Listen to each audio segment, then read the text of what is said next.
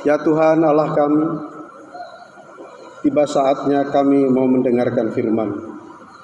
Kami siapkan hati dan pikiran kami, berbicaralah Bapa. Kuatkanlah kami untuk kami dapat hidup seturut dengan kehendak. Amin. Damai sejahtera Allah yang melampaui segala akal, itulah kiranya yang menguasai hati dan pikiran dalam Kristus Yesus Tuhan kita. Amin. Shalom. Firman Tuhan yang menjadi pedoman hidup kita dalam minggu ini diambil dari kitab Ulangan pasal yang ke-24, ayatnya yang ke-17 sampai 18. Mari kita baca bersama-sama. Janganlah 1-2 ya. Janganlah engkau memperkosa baik orang asing dan anak yatim, juga janganlah engkau mengambil pakaian seorang janda menjadi gadai. Haruslah kau ingat bahwa engkau pun dahulu budak di Mesir, dan engkau ditebus Tuhan Allahmu dari sana. Itulah sebabnya aku memerintahkan engkau melakukan hal ini. Saudara, firman ini diucapkan oleh Musa di padang gurun Sin sebelah timur Sungai Yordan menjelang atau masa-masa persiapan menyeberangi Sungai Yordan masuk ke tanah perjanjian. Tema minggu kita sesuai dengan almanak, hidup rukun dengan sesama. Secara umum manusia melihat orang lain dari tampilan.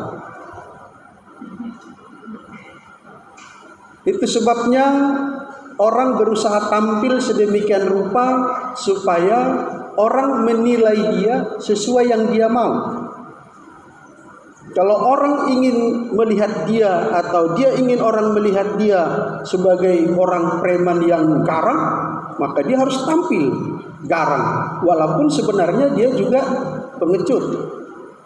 Kalau orang lain ingin dia dilihat orang sebagai orang kaya, dia akan tampil kaya, walaupun sebenarnya dia tidak orang kaya.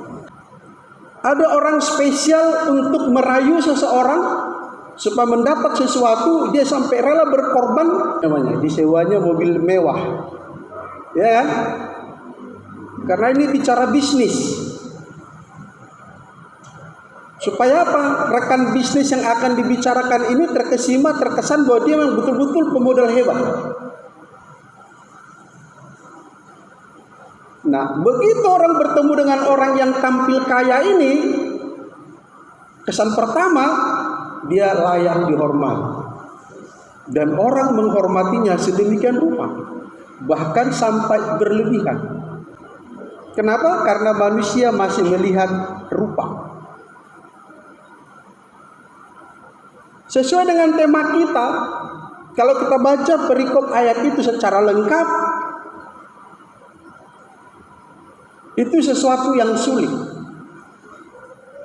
Kalau hidup rukun bersama sesama, bersama saudara yang satu kelas status sosialnya dengan kita, yang satu level dengan kita, menurut ukuran manusia, itu lumrah. Lewat perikop ini kita disuruh hidup rukun bersama saudara, bersama sesama yang jauh berbeda kelas sosialnya. Orang perantau, pendatang yang belum punya keluarga, yang tidak punya tempat tinggal.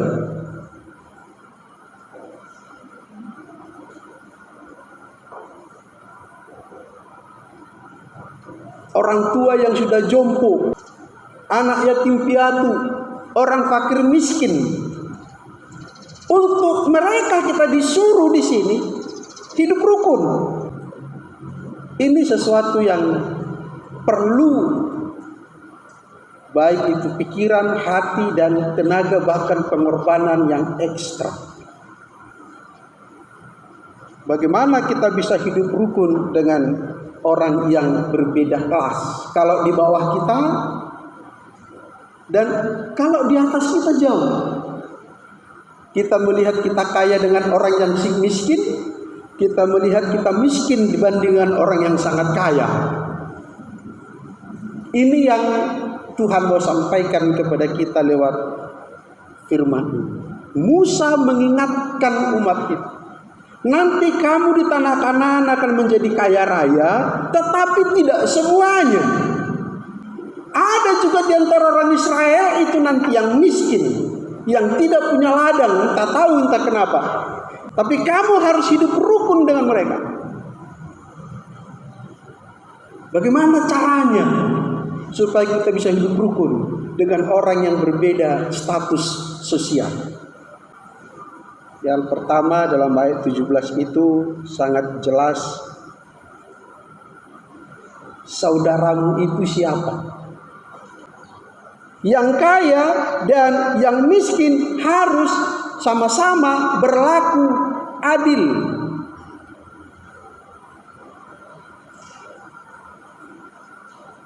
Jadi tidak berbicara hanya kepada orang kaya saja. Orang kaya jangan sombong ya. Orang kaya jangan semena-mena sama orang miskin. Iya. Orang kaya harus menolong orang miskin. Iya, siapapun tahu kita sudah melakukan itu. Tapi apakah orang miskin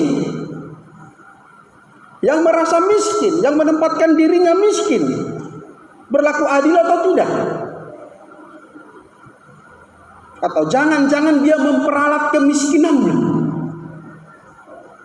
untuk membela kemalasannya.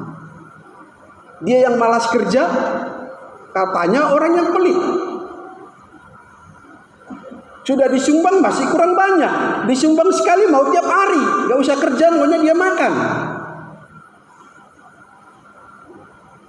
Awas ya, banyak orang bermental seperti ini. Orang kaya dituntut, kau adil lah. Emangnya dia sudah adil?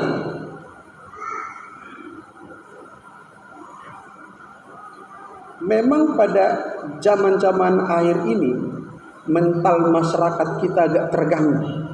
Kita naik mobil dari jalan yang nggak protokol lah. Banyak anak-anak main-main di situ kan. Tin-tin macam nggak dengar aja anaknya. Kita lihat orang tuanya pun ikut juga macam halamannya dibuat jalan ini. Ini jalan kami, kenapa rupanya? Mentang-mentang kau naik mobil. Coba, inilah mentalnya. Padahal dia yang malas, dia tidak mau kerja. Orang kerja dapat rezeki, dia iri. Ini yang Tuhan ingatkan. Yang miskin dan yang kaya sama-sama di hadapan Tuhan. Harus berlaku adil. Saya yakin di keluarga kita banyak yang seperti ini. Ada aja anggota keluarga kita yang entah adik kita lah, entah tulang kita lah, atau abang kita lah. Tiap tahun maunya disubsidi lah sewa rumahnya. Benar nggak? Kau nggak pernah mau menolong kami, katanya lagi. Udah lewat ditolong, bertingkah. Mengunjungi rumah pun nggak mau lagi. Bisa apapun susah. Tiba mau dekat mau sewa rumah, baru mendekat, menuntut pula lagi.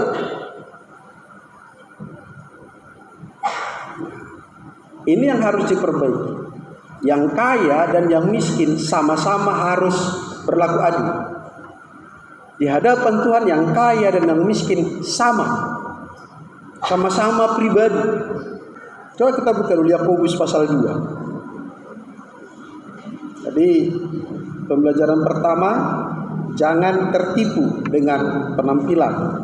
Jangan karena kaya disambut sedemikian rupa, yang miskin gak diperdulikan. Yakobus 2 ayatnya yang kedua.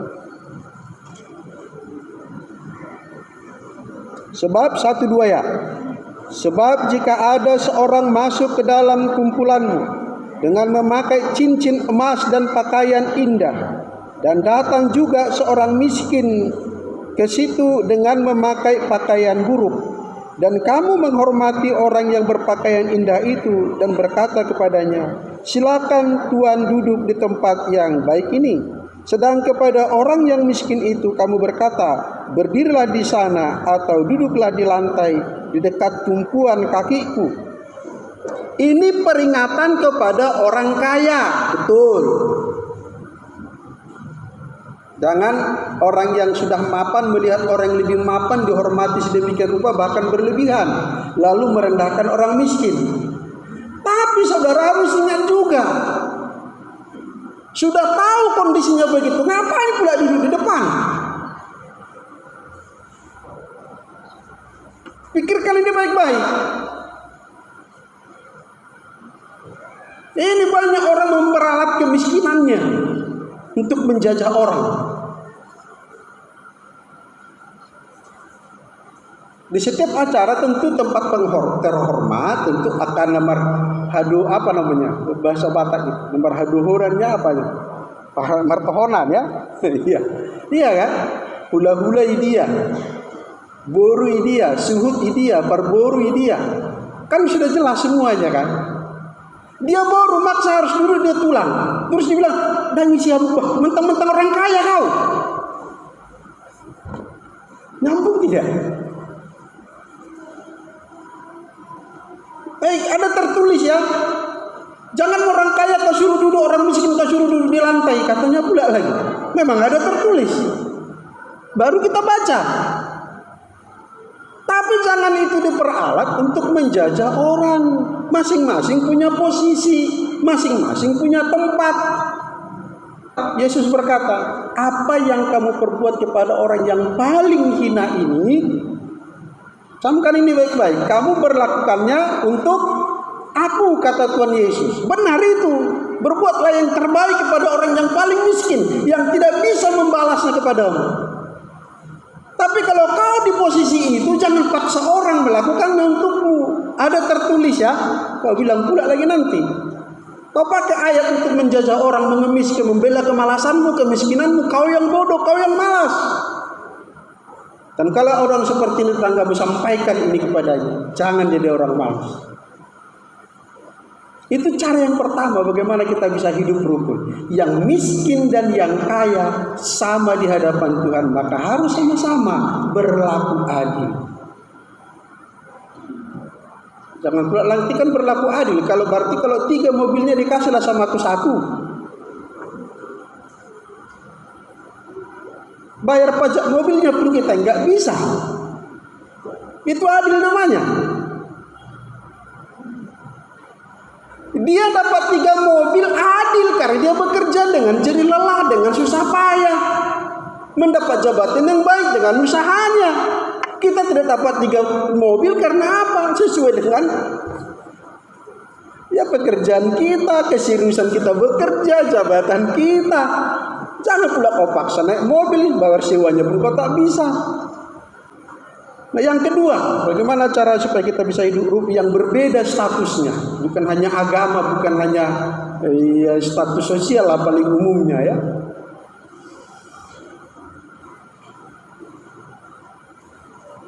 Dalam ayat 19 sampai 21 itu ada cerita bagaimana masing-masing orang mencukupkan dirinya.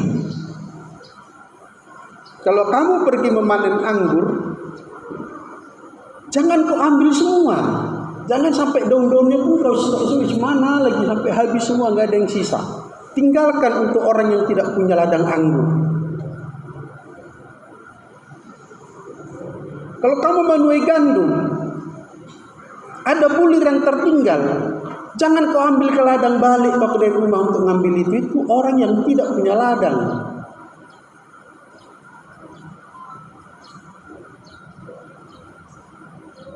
Artinya apa? Masing-masing orang mencukupkan dirinya dengan apa yang dia miliki. Inilah solusi bagaimana sebenarnya mengentaskan kemiskinan.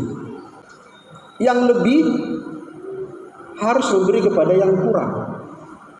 Kenapa terjadi kesenjangan sosial? Karena tidak menerapkan firman Tuhan ini. Jangan serakah, jangan kikir.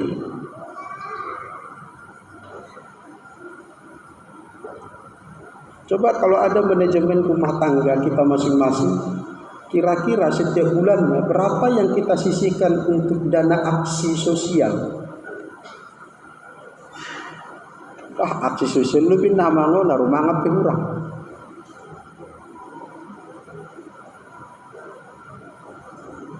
Hampir semua masyarakat Kristen tidak ada dalam perbendaharaan kas di rumah tangganya untuk aksi sosial. Paling-paling yang ada persepuluhan.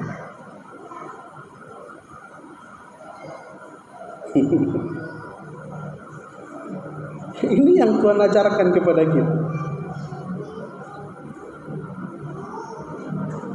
Yang melakukan aksi sosial itu kan orang kaya. Tuhan kayakan aku supaya aku bisa beraksi sosial. Salah kedua itu enggak benar, itu enggak ada yang salah. Tapi lebih benar kalau kau melakukan aksi sosial diberkati atau tidak diberkati.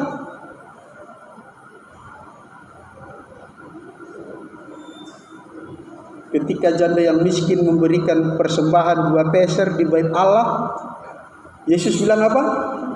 Janda ini memberi lebih banyak dari semua yang memberi persembahan. Kenapa?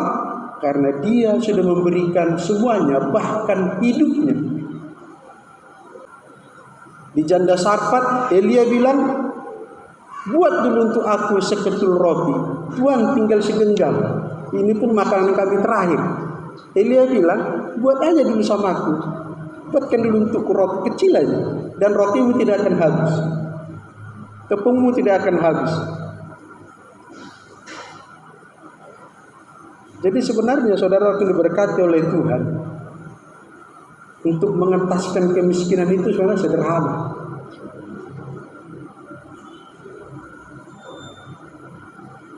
Cukuplah dirimu dengan kebutuhanmu. Jangan menjadi serakah kurang-kurang sementara yang lain belum dapat. Komunio Santorum itu, persekutuan orang kudus itu adalah milik kepunyaanmu, adalah milik kepunyaan kita bersama. Milik kepunyaanku adalah milik kepunyaan kita bersama. Nah, kalau kamu punya ladang, kita harus menganggap bahwa itu titipan Tuhan. Karena ada lagi saudara kita yang tidak punya ladang. Mungkin barangkali, maaf, 1000 kali maaf, beberapa di antara kita sampai ke Medan ini karena tidak ada lagi ladang di kampung untuk dikerjakan. Maka harus merantau.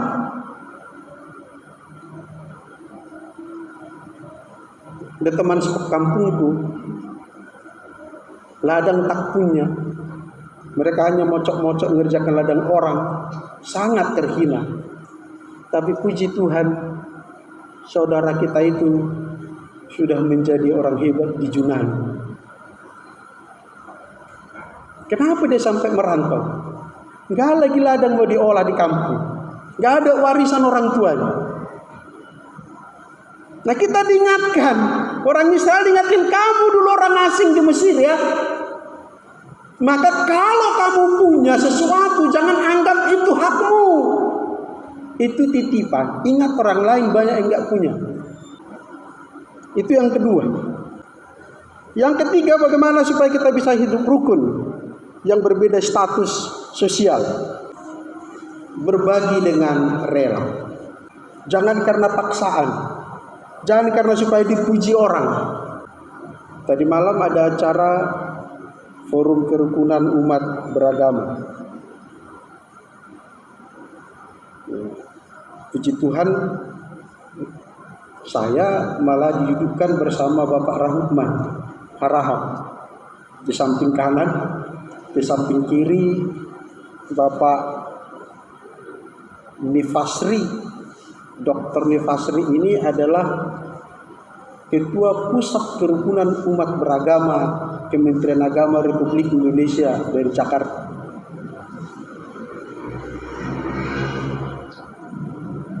Jadi dari situ lintas agama bisa duduk bersama. Bagaimana supaya Medan ini Medan berkah yang harmoni, semuanya tampil terhormat, sopan, bahkan megah. Tapi mereka tidak tahu pulang dari situ, ada di antara yang terhormat itu pulang naik sepeda motor kehujanan.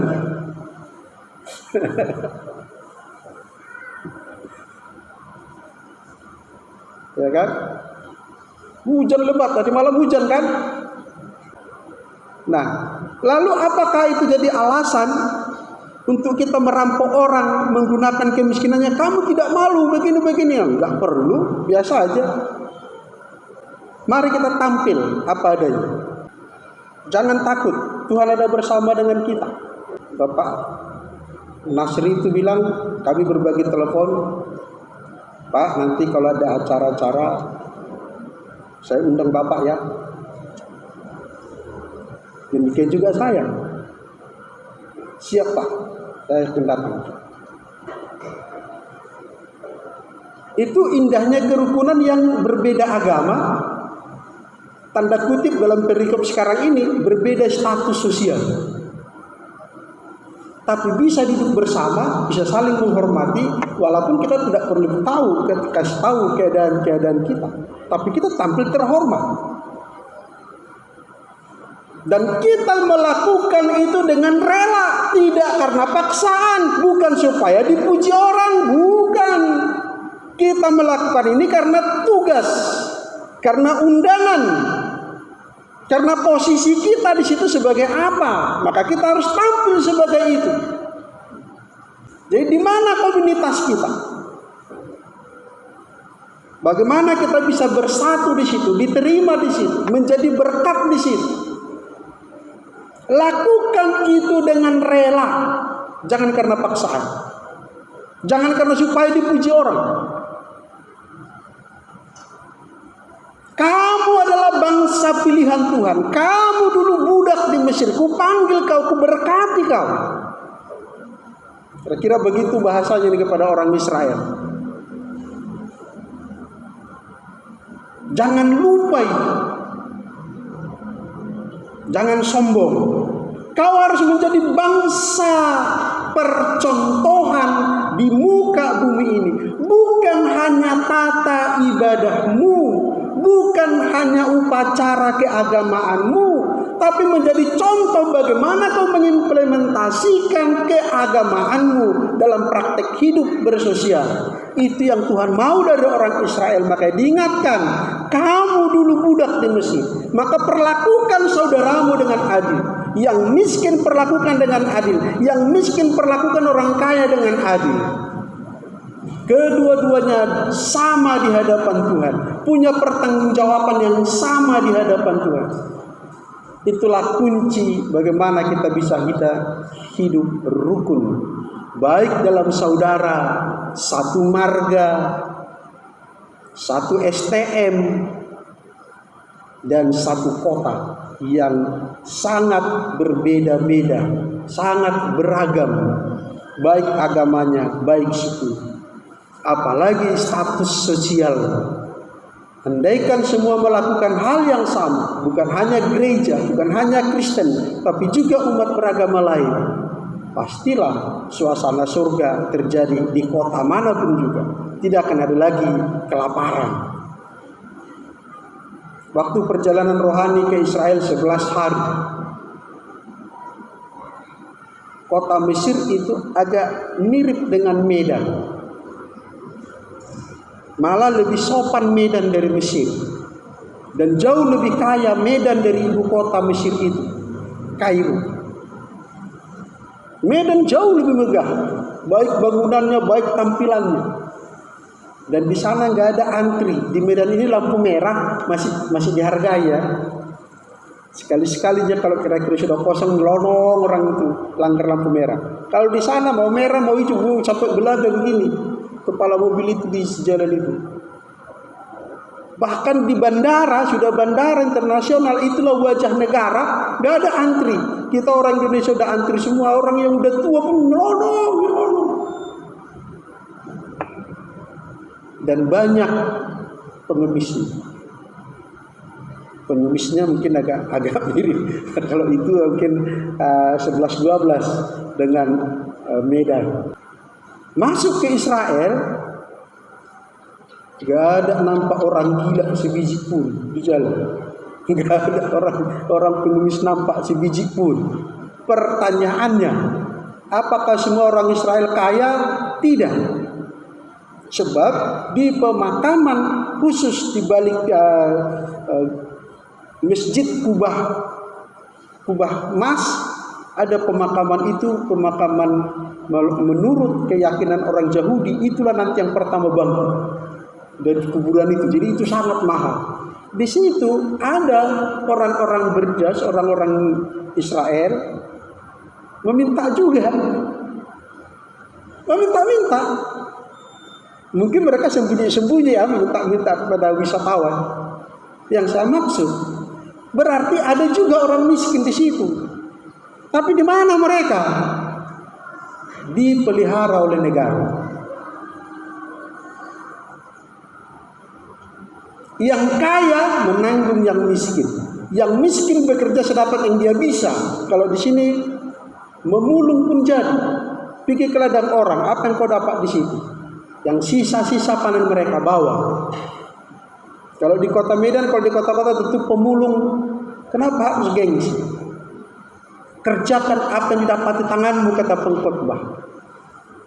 Kerjakan dengan sekuat tenaga. Kalau kamu nabur benih pada pagi hari, tabur juga pada sore hari, sebab engkau tidak tahu yang mana akan berhasil, yang satu atau kedua-duanya. Artinya bekerjalah dengan rela, bekerjalah, lakukanlah sesuatu oleh karena dorongan imanmu. Maka Tuhan akan menyatakan kerajaannya damai sejahtera di bumi. Amin. Mari kita berdoa. Tuhan Allah kami telah mendengarkan firman-Mu ya dan amin. Ajarlah kami Bapa, untuk kami dapat hidup rukun, hidup bersama, sekalipun berbeda status sosial, berbeda budaya, bahkan berbeda agama oleh masyarakat kami dalam satu kota. Tuhan Yesus, kami berdoa supaya kami dapat hidup rukun bersama dengan berlaku adil dalam keadaan kami masing-masing, berusaha mencukupkan diri kami masing-masing, bahkan melakukan segala sesuatunya dengan rela hati, sehingga berkat-Mu tercurah, tidak ada yang menghalangi kami diberkati oleh Tuhan. Dalam nama Yesus kami berdoa. Amin.